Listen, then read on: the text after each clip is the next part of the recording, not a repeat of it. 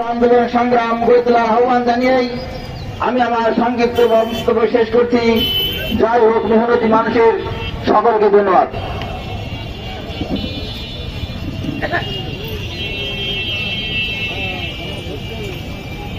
যদি আন্দোলন থেকে 47-এর আন্দোলন এবং ভারত পাকিস্তান সৃষ্টির যে ইতিহাস, তার বিরুদ্ধে তার পক্ষে বিপক্ষে যে রাজনৈতিক বক্তব্য আসছে, কমরেড আব্দুল হক 47-এর ভাগকে যেমন দ্বিজাতি তত্ত্বের ভিত্তিতে ভারত পাকিস্তান ভাগ বলেছে, তেমনি 71 সালের পাকিস্তানিদের সাথে বাংলাদেশিদের যে মুৎসুদ্দি প্রতিপত্তি শ্রেণীদের যে শোষণ নির্যাতন, পশ্চিম পাকিস্তানের যে শোষণ নির্যাতন এবং যে ব্যবসায়িক স্বার্থ এবং এখানে মার্কিন সাম্রাজ্যবাদ সহ সোভিয়েত সামাজিক সাম্রাজ্যবাদের যে দ্বন্দ্ব, সেই দ্বন্দ্বের ভিতর দিয়ে বাংলাদেশ সৃষ্টির ইতিহাসকে উনি প্রকৃত অর্থে সত্যতার দিকে রাজনৈতিক বক্তব্যের ভিতর দিয়ে সামনে এসছে যে এই স্বাধীনতার ভিতর দিয়ে এই বাংলাদেশের মানুষের জাতীয় মুক্তি আসেনি, গণতন্ত্র আসেনি, স্বাধীনতা আসেনি।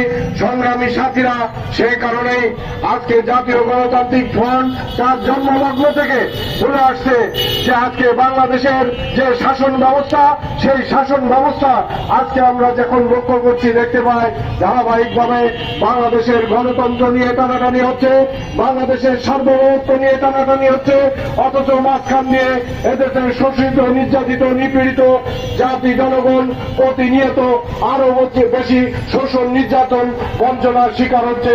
সংগ্রামী সাথীরা, এই পর্যায়ে আপনাদের সামনে বক্তব্য রাখবেন গণতান্ত্রিক মহিলা সমিতির সংগ্রামী সভাপতি ফরিদা পারভিন। তাকে সংক্ষিপ্তভাবে বক্তব্য দেওয়ার জন্য আহ্বান জানাচ্ছি।